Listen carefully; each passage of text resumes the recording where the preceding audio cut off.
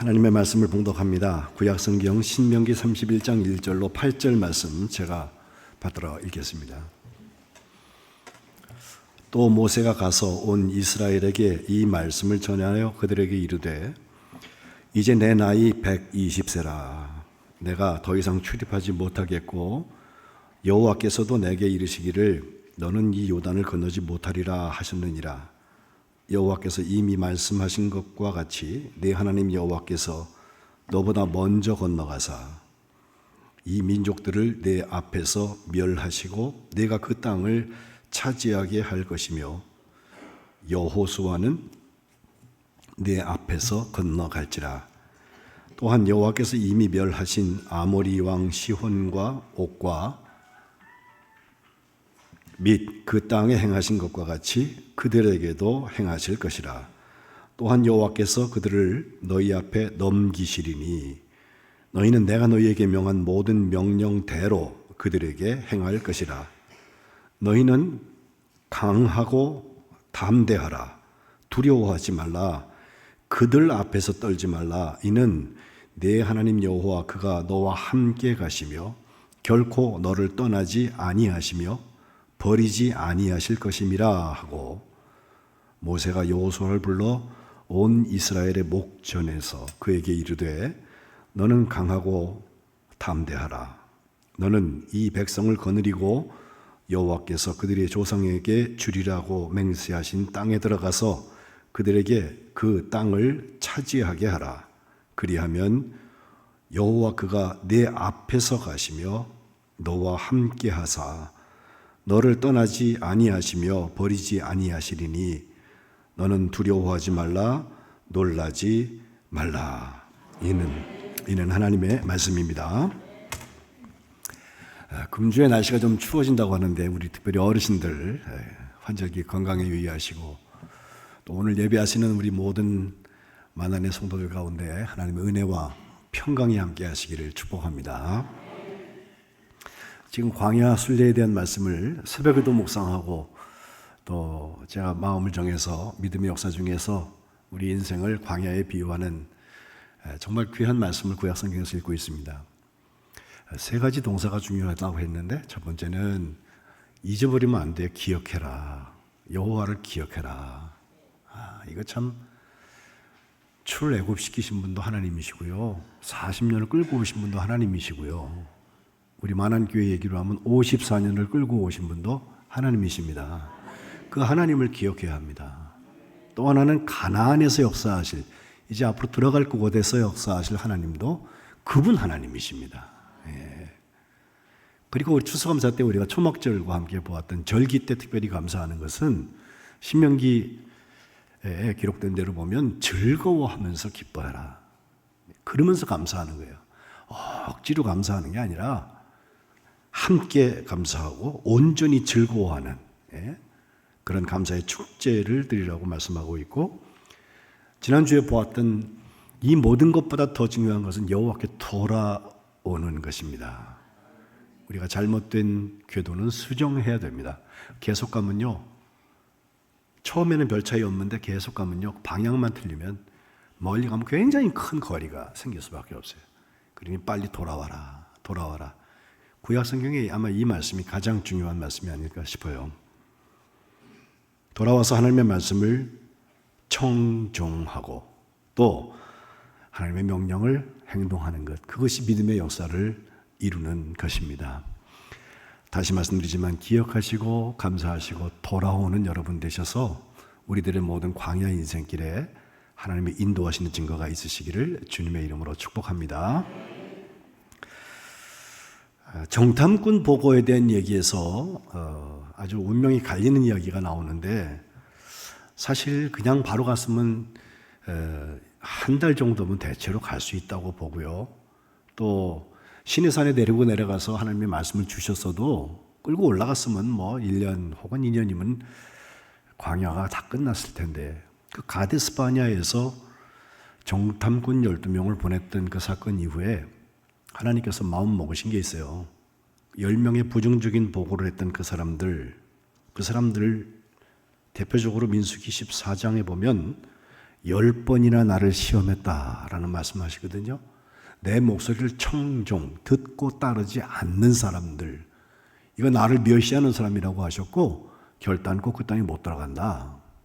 실제로 20세 이상 싸움에 나갈 만한 사람들, 칼을 뺄 만한 사람들이라고 되어 있는데 그 사람들이 출발한 사람들 중에서 가나안 땅에 들어간 사람은 딱 2사람밖에 없는데, 그러면 나머지 60만이 죽었나? 그게 아니라 그만한 수를 하나님께서 광야에서 다시 세우셔서 세대 교체를 이루신 것을 볼 수 있습니다. 14장 34절 민수기에 보면 정탐한 날 수가 나오는데 40일 동안 다녀왔는데 하루당 1년이다 해가지고 40년 동안 너희의 자녀들이, 우리 후배들이 죄악을 담당한다. 그래서 광야에서 방황하게 될 것이다. 그때 40년 후에 내가 싫어하면 도대체 어떻게 되는 일이 일어나는지 이걸 너희가 알게 될 거다고 하셨는데, 오늘 시점은 바로 그 40년 후예요. 모세도 알아요. 내가 80에 시작을 했는데 지금 120살이 되었다. 오늘 2절에 나오잖아요. 내가 이제 120세라. 나이가 120세예요. 그가 얼마나 더 살지에 대한 건 모르는데 분명한 거 하나는 80에 출발했고 120이 됐으니까 40년이 경과해야 하는 것을 알아요. 그러니 이제는 가나안 땅에 들어갈 때가 됐구나. 나의 사명을 다 했구나 라고 하는 생각을 하고 있는 것입니다. 신명기 31장부터 33장까지 쭉 보면 모세가 이와 같은 때에 한 일이 있어요. 더 이상 출입도 자유롭지 않고 사명은 다 한 것 같은데 내가 뭘 해야 되나. 신명기 전부가 그거에 대한 말씀이지만 특별히 하신 일이 오늘 본문에 나오는 후계자인 여호수아를 세우는 일과, 그 다음 2번째는 레위 자손들과 장로들에게 율법을 주어서 하나님을 경외하는 삶을 살기 위해서 강하게 말씀하는 것. 그리고 3번째가 노래를 만들어 갖고 모세의 노래인데 그 전문이 32장 전부에 나와요. 하나님께서 어떻게 우리를 끌어내셨고 어떻게 인도하셨고 어떻게 들이시는지에 대한 노래를 만들어 갖고 다 같이 노래를 하게 하시고, 그리고 33장에는 지파별로 축복을 한 다음에 느보산에서 34장에 그의 마지막 모습을 보이는 것을 볼 수가 있습니다. 돌아와서 하나님께서 결정하신 일 2절 하반절에 보면요, 여호와께서 내게 하신 말씀이 있다. 너는 이 요단을 건너지 못한다 라고 말씀하셨다는 거예요. 그거 왜 못 들어갔을까? 지난주에 새벽기도 같이 하신 분들은 아실 거예요. 민수기 20장에 거기 가데스에서 다툼과 무리바의 이야기가 나오게 되는데, 그들이 목이 말라서 하나님 앞에 또 원망불평 똑같은 얘기를 또 해요. 왜 광야에 나와서 죽게 했냐? 왜 우리가 여기서 죽어야 되냐? 목 말라 죽겠다는 거예요. 그 불평을 듣고 모세가 하나님 앞에 엎드리게 되는데, 하나님께서 처방 주신 말씀이 그 20장 8절에 보면 지팡이 들고 가서 회중들을 다 모아놓고 그들 목전에서 너희가 반석에게 명령해라. 말하라는 거예요. 명령하여서 물을 내라. 이렇게 하나님 말씀하시는데 10절에 보면 실제로 모세와 아론은 회중을 다 반석에 모아놓고 그들에게 하는 말, 명령해서 물 내라 그러면 끝나는 건데 그렇게 안 하고, 반역한 너희여 들어라. 우리가 너희를 위해서 이 반석에서 물을 내랴. 하나님의 말씀대로 했으면 아무 문제 없어요. 근데 보니까 눈에 보여요. 한 번, 2번도 아니야. 지금 40년을 그러고 왔어. 그리고 지금 거의 끝에까지 왔는데도 똑같은 일을 보고 있는 거예요. 사실 40년쯤 전에 출애굽하자마자 시내산 가기 전에 이 일이 마사와 무리바라는 곳에 있었어요. 그때는 실제로 반석을 쳐서 물을 내게 했어요.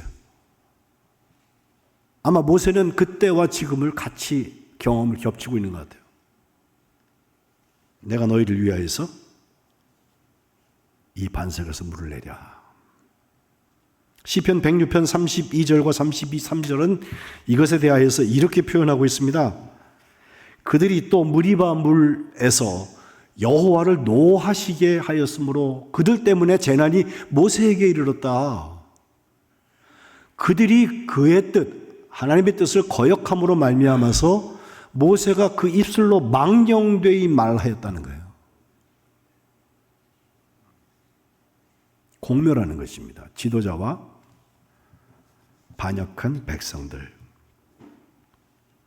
결국 지팡이로 반석을 두 번 쳤을 때 물이 나오기는 했는데 문제 해결이 아닙니다. 하나님께서 그 마음 가지고서 12절에 하시는 말씀, 너희가 나를 믿지 않는다. 이스라엘 자손의 목전에서 나의 거룩함을 나타내지 않았다. 사실 그쯤 되면 40년 전에는요, 실제로 바위를 쳐서 물을 낸 일도 있고, 모세가 무슨 하나님의 말씀을 거역했겠어요? 그런데 하나님께서 믿지 않는다는 거예요. 결국 너희, 곧 모세와 아론은 이 회중을 그들에게 준 땅으로 인도하여 드리지 못한다. 이 말씀 때문에 하나님께서 내게 요단강을 건너지 못하게 하신다고. 모세는 자기가 알고 있어요. 또 저 얘기 있은 다음에 아론도 하나님께서 불러가세요. 하지만 내가 못 들어가는 게 문제가 아닙니다. 이제 3절에 나오는 말씀이 훨씬 더 중요한데, 하나님께서 하신 말씀은 내 하나님 여호와께서 너보다, 이스라엘보다 먼저 건너가신다는 겁니다. 우리는 저기 들어가면은 어떤 일이 있을지에 대해서 예전에 그 정탐꾼들이 해준 얘기가 있어요. 가면 아낙 자손들이 있고 땅이 좋기는 좋은데 가면 우리가 싸울 수 없다. 우리가 비교하면 우리는 메뚜기 한 마리 같다. 이렇게 얘기했어요. 그 상황을 마주하게 될 텐데 모세를 통해 주시는 말씀은 하나님께서 먼저 건너가신다. 건너가셔서 이 민족들을 내 앞에서 다 멸해버리신다. 하나님의 전쟁이 있을 것이다. 내가 그 땅을 차지하게 하실 것이라고 약속해 주고 계신 것입니다. 제가 들은 수많은 설교 중에서 백미가 되는 설교 하나는, 우리는 싸워서 이기는 사람이 아니라 이겨놓고 싸우는 사람입니다. 이렇게 말씀하셨어요. 그러고 보니까 괜찮아요. 근데 실제로 내가 싸워서 이기는 것은 내 능력만큼 이겨요. 하나님께서 먼저 싸우시면요, 우리가 뭐 손 안 대고 코 푸는 식의 것이 아니라 하나님의 싸움의 주인공이 되기 때문에 하나님의 능력만큼 이겨요. 그래서 이겨놓고 싸운다는 거예요, 우리가.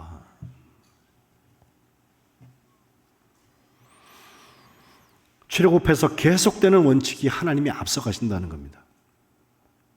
출발해서 북쪽으로 올라가 버렸으면 금방 갔을 텐데 하나님께서 너희들은 시내산 쪽으로 내려가 라고 길을 정하신 이유, 구름 기둥과 불 기둥을 앞세우셔서 가게 하신 이유는요, 가다가 전쟁하면은 돌아가려고 애굽으로, 그럴까 봐 앞으로 못 가게 하려고 밑으로 내려서 훈련을 시키시는데, 21절 22절에 출애굽기 13장에 보면은 낮에 구름 기둥 밤에 불은 기둥만 여러분 아시죠? 아니에요. 여호와께서 그들 앞에서 가십니다. 앞에서. 그게 구름 기둥과 불 기둥인 거예요. 백성 앞에서 떠나지 아니하고 낮이도 밤에도 지켜주시고 갈 수 있도록 진행하게 하셨다는 거예요. 그러면서 하시는 일은 앞에 설거지부터 다 하세요. 방해될 만한 것들 하나님께서 멸하시고 그 땅을 네가 차지하게 하실 것이다. 그리고 3절 하반절에 모세는 못 건너가지만 이제 하나님께서 모세 다음 지도자를 세우셔서 여호수아가 앞에서 건너가게 하실 거다. 모세의 후계 지도자로 여호수아를 결정하시는 장면을 오늘 본문에서 보게 됩니다. 저도 선배들의 뒤를 이어서 복음에 헌신하는 사역을 이제 40년을 했습니다. 그리고 얼마 남지 않은 이제 몇 년간의 사역을 더 감당할 텐데, 그 감당하면서 이제 가을쯤 왔잖아요. 곧 겨울이 올 텐데, 그러면 그 다음 사역은 누가 할까? 후배들을 자꾸 쳐다봐요. 모세 다음에 모세는 모세의 사명이 있어요. 여호수아가 여호수아의 사명이 있는 거예요.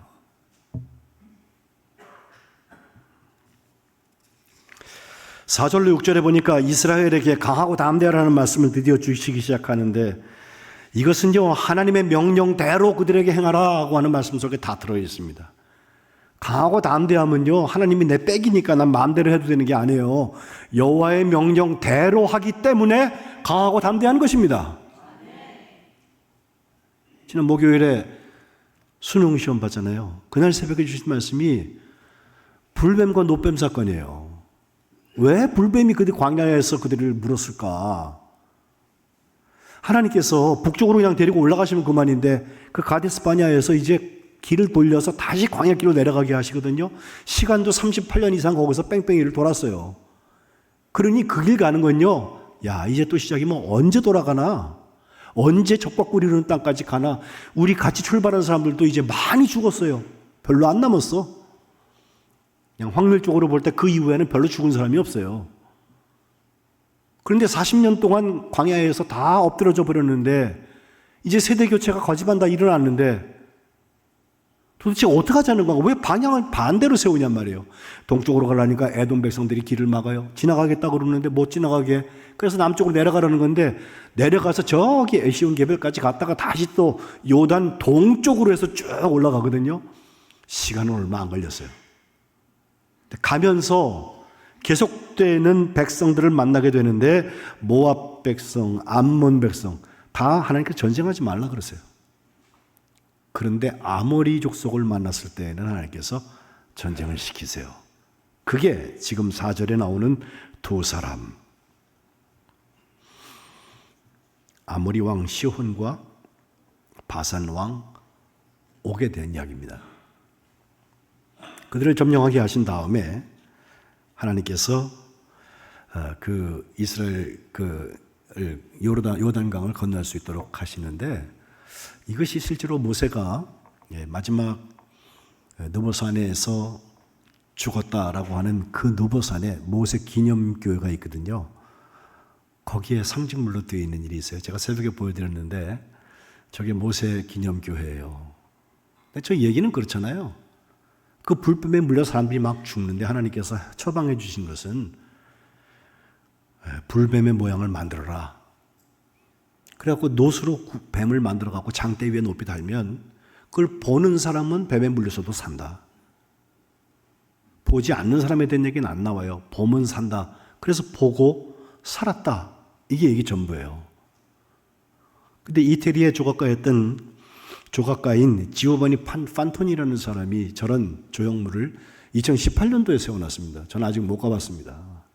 저 멀리 보이는 곳이 다 요단강 건너 가나안 땅인데 저기 예수님의 십자가를 우리에게 볼 수 있는 모양으로 저걸 만들어서 뱀을 감아놓은 것 같지만 팔 벌리고 십자가에 매달리신 예수님의 형상을 거기서 보게 되는데, 저 바위 밑에다가 글씨 써놓은 게 요한복음 3장 14절 15절 말씀이에요. 한번 읽어봅시다. 시작. 모세가 광야에서 뱀을 든 것 같이 인자도 들려야 하리니 이는 그를 믿는 자마다 영생을 얻게 하려 하심이니라. 아멘. 그죠? 구원의 이야기예요.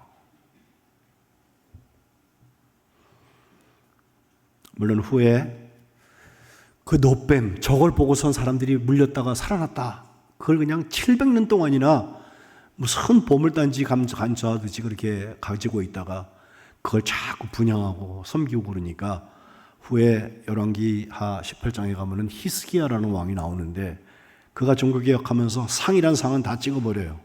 그럴 때 이 노뱀도 부숴버렸다. 그리고 그것을 느후스단이라고 했는데 노조각이라는 뜻입니다. 노조각. 그게 하나님의 역사가 중요하지 그 모양이 중요하냐고 하면서 성상 파괴하듯이 다 버렸던 것을 성경은 말하고 있습니다. 그래요. 우리는 지금 불뱀, 놋뱀의 이야기를 통해서 하나님께서 우리에게 하시는 말씀, 하나님께서 명령하신 대로 그들에게 행하라. 말씀을 따라서 살아가자. 거기에 믿음의 역사가 일어나게 될 줄로 믿습니다. 그리고 나서는 6절에 보면 강하고 담대하라, 두려워하지 말아라 말씀하세요. 사실 강하고 담대하라, 우리 대한민국 남자들은 군대를 갔다 오니까 이 강하고 담대한 것이 얼마나 중요한 일인지를 체험을 하게 돼요. 그리고 그 문화가 있어서 강하자, 담대하자, 함성 구호 막 이렇게 하면은 굉장히 마음이 동하는 부분들이 있어요. 예? 무슨 운동 경기를 보러 가서 야구장 같은 데 앉아서 막 응원하는 얘기만 들어도요, 그 소리만 들어도 괜히 울컥울컥해지고 그럴 때가 있어요. 근데 이게 단순한 감정의 문제가 아니에요. 제가 살면서 어떤 분이 강하고 담대한가 가만 보니까 괜히 객기 부리고 허세 부리는 사람이 강한 건 결코 아닙니다. 또 세상 사람들 말하는 것처럼 무식하면 용감하다는 말이에요. 예? 그게 강하고 담대한 거 아니에요. 만용을 부리고 잘못하면 적이 이롭게 만드는 일에 쓰임받는 거, 그게 강하고 담대한 거 결코 아닙니다. 소리 지른다고 강하고 담대한 거 아닙니다. 전장에서 적을 만났을 때 그를 이길 수 있는 것이 강하고 담대한 거예요. 영적 전쟁을 한다 그러면 마귀들과 싸워서 이기는 거, 그게 영적 전쟁에 강하고 담대한 거예요. 그들 앞에서 떨지 말아라. 6절, 이는 네 하나님 여호와 그가 너와 함께 가신다. 결코 너를 떠나지 아니하신다. 너희를 버리지 아니하신다 말이에요. 제가 유학을 나가던 해에 제 선생님께서 제게 성경책 하나를 주시면서 껍데기에다가 창세기 28장 말씀을 써주셨어요. 내가 이 땅에 돌아올 때까지 내가 너와 함께 하겠다. 아마 그거 안 써주셨으면 제가 유럽에 살다가 그냥 천국 갔을지도 몰라요. 거기서도 목회했으니까. 이 땅으로 돌아오게 할지라 내가 너와 함께 하겠단 말이에요. 우리가 강하고 담대할 수 있는 이유는 하나님께서 우리와 함께 하시고 우리를 결코 떠나지 아니하시고 우리를 버리지 아니하시기 때문에 그렇습니다. 우리가 하나님의 전쟁을 싸웠던 사람 중에 다윗이라는 사람을 알고 있죠. 그가 뭐 얼굴이 붉고 예쁘게 생긴 미소년이에요. 그런데 이스라엘 아무리 다 뒤져봐도 대적할 수 없는 대상 블레셋의 골리앗이 나타났어요. 뭐 전력 비교가 되지 않아요. 근데 1대1로 결투를 하자는 거예요. 다윗 겁도 없이 제가 하겠다고 말해요. 그 왕이 보고 네가 정말 갈 수 있겠어? 야, 갑옷이라도 좀 입혀봤더니 맞지도 않아, 옷도. 장비로도 안 되는 다윗의 모습을 보는데 다윗은요, 물매하고 돌멩이 5개 집어넣고서 가요. 사무엘상 17장에 보면요, 골리앗이 그 나오는 이 모습을 이렇게 보면서 야, 네가 날 뭐 개 취급하냐? 개로 알고 나왔냐? 하면서 막대기 하나 들고 나하고 싸우겠다고? 야, 막 저주하면서 내게로 와. 내가 네 살을 공중의 새들, 들짐승들에게 막 줘버릴 거야 라고 엄포를 떠는데 목소리도 우랑쳤을 것 같아요. 그런데 블레셋 사람 그 골리앗과 달리 다윗이 보고 있는 건 뭐예요? 너는 지금 칼, 창, 단창, 무기 가지고서 내게 나오고 있는데 내가 내게 나가고 있는 것은 이 물맷돌이 아니야. 만군의 여호와의 이름, 네가 모욕하고 있는 이스라엘 군대 하나님의 이름으로 네게 나간단 말이에요. 오늘 내가 싸우는 거 아니다. 여호와께서 너를 내 손에 넘기실 거다. 내가 너를 쳐서 네 목을 베고 블레셋 군대의 시체를 오늘 공중의 새와 땅의 들짐승에게 주어서 온 땅으로 이스라엘의 하나님께서 계신 줄을 알게 하겠단 말이에요. 하나님이 전쟁하는 거예요. 실제로 목을 뱄을 때 다윗에게 칼이 없었어요. 물론 물맷돌 던져갖고 이마에 맞춰서 쓰러뜨리긴 했어. 근데 칼이 없어. 그래서 그 골리앗 장군이 갖고 있는 칼을 그걸 꺼내가지고 그걸로 목을 뱉다는 거 아니에요. 결론은 47절에 나옵니다. 한번 읽어볼까요? 또 여호와의 구원하심이 칼과 창에 있지 아니함을 이 무리에게 알게 하리라. 전쟁은 여호와께 속한 것인즉 그가 너희를 우리 손에 넘기시리라. 우리나라가 매일 들려오는 소식을 보면요, 이랬다 저랬다 해요. 양지에 서 있는 것 같다 갑자기 또 음지가 오고요.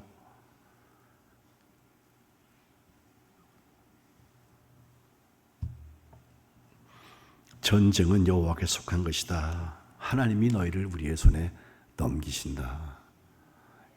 이 믿음이 우리에게 필요합니다. 7절 8절에 가니까 이제 여호수아를 향하여서 담대한 믿음을 확인하고 있습니다.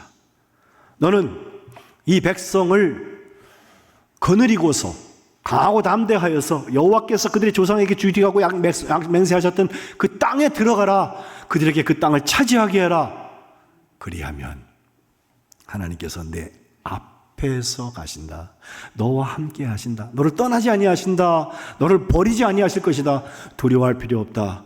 놀라지 말아라. 이게 모세가 여호수아에게 던져주는 이야기입니다. 여호수아 원래 이름이 호세아예요. 여자 빼놓고 호수아, 히읗, 시옷, 이응이 있죠. 그게 호세아, 히읗, 시옷, 이응과 같잖아. 그게 구원하신다는 뜻이에요. 야샤라는 동사에서 나오는데 앞에 여는 뭐냐? 여호와 여자야 그게. 여호와가 구원이시다, 여호와가 구원하신다에 대한 그 이름을 여호수아가 가지고 있는데 맨 처음에는 눈의 아들 호세아라고 말을 했어요. 근데 나중에 여호수아라고 이름을 바꾸거든요. 근데 그가 보니까요, 모세하고 출애굽하면서 계속해서 동행하면서 그가 했던 일들이 쭉 나오는데 제일 먼저는 아말렉 전투, 여호와 니시의 전투에서 모세는 산 위에 올라가서 손들고 기도하고 아론과 훌이 팔 붙잡아주고, 여호수아는 전장에서 칼 싸움을 했다고. 예? 군사였습니다. 그런데 그가 더 중요한 것은 모세 수종자가 되어서 마치 부관처럼 특별히 하나님을 만나러 가던 시내산에 들어가서 율법을 받으러 하는 그 시간에 여호수아가 동행해요. 아론도 미리암도 제사장도 다 밑에다 내려놓고 바로 여호수아하고 둘이 올라가요. 가다가 끝까지 같이 가지 않았어요. 내려놓고 혼자 갔던 것 같아. 그러니까 모세가 40일 40일을 기도했으니까 여호수아도 같이 가서 거기 어디서 기도하고 있었던 것 같아요. 그걸 왜 아냐면 모세가 이제 하나님께서 쏘주신 돌판 2개 들고 내려오잖아요. 내려오면서 제일 먼저 만난 사람이 여호수아예요. 밑에서 막 소리가 나요. 저게 도대체 뭔 소리냐 했더니 여호수아가 하는 말이 싸우는 소리가 진중에서 납니다. 이렇게 얘기하거든요. 가보니까 금송아지 섬기고 있다고. 그래서 모세가 돌판을 던졌다는 거 아니에요.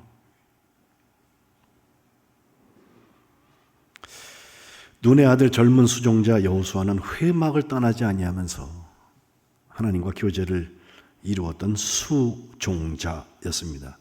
그런가 하면 가나안 병탐꾼 10명과 2명 중에 2명 중에 하나가 바로 여호수아네요. 갈렙과 여호수아. 갈렙이 나이가 더 많았던 걸로 보이는데 여호수아를 지도자로 세우세요.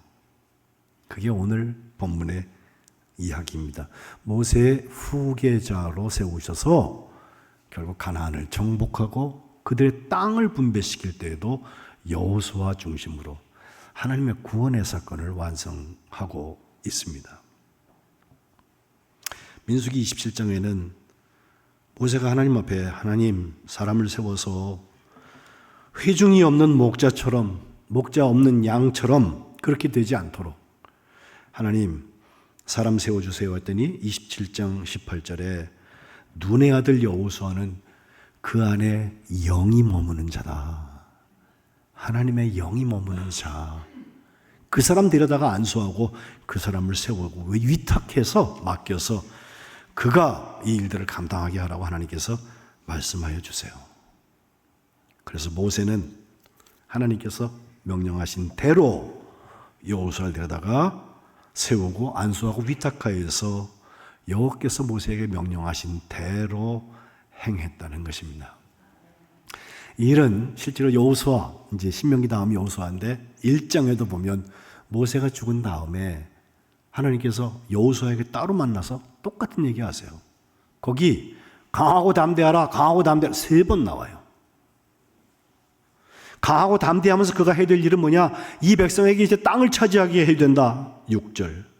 7절에 오직 강하고 극히 담대하여서 내 종 모세가 내게 명령한 그 율법 다 지켜 행하고 좌로나 우로나 치우치지 말고 어디든지 하나님과 동행하면서 형통하라고, 말씀 좀 지키고 살라고. 그리고 3번째는 강하고 담대하라. 9절에 놀라지 말아라, 두려워하지 말아라. 네가 어디로 가든지 내 하나님 여호와가 너와 함께 하느니라. 예배 시작에 제가 이 말씀 읽었습니다. 강하고 담대한 것은 하나님이 우리와 함께 하실 때 일어나는 일입니다. 주 예수와 동행하니 그 어디나 하늘나라. 좋아하는 찬송이잖아요. 주님이 지금도 우리를 보고 계시고 지금도 우리 이야기를 듣고 계세요. 만한이 믿음의 역사를 이루시기를 주님의 이름으로 축복합니다. 기도하겠습니다. 하나님, 도우시는 은총에 감사합니다. 오늘까지 하나님께서 인도하셔서 요단을 건너고 못 건너는 게 문제가 아니라 모세냐 여호수아냐가 문제가 아니라 하나님이 먼저 가시고 하나님이 동행하시는 여부가 더욱 중요한 것을 보았습니다. 하나님, 저희들을 붙잡아 주시고 하나님께서 앞서서 그 길 인도하여 주시고 하나님의 전쟁의 주인공이 될 수 있도록 저희들을 성별하여 주옵소서. 하나님께서 기뻐하시는 일들 가운데 세움받게 하시고 하나님의 명령대로 하나님 나라의 일기를 써나가는 믿음의 역사의 주인공들 되게 하여 주옵소서. 오늘 저희들의 삶 가운데 광야에서 있었던 하나님의 역사가 있을 뿐 아니라 이제 광야의 삶을 마감하는 자리에서도 주님이 준비하여 주시고 맹세하여 주신 젖과 꿀이 흐르는 땅의 역사가 저희들에게 활짝 열려지도록 축복하여 주옵소서. 예수님의 이름으로 간절히 기도합니다. 아멘.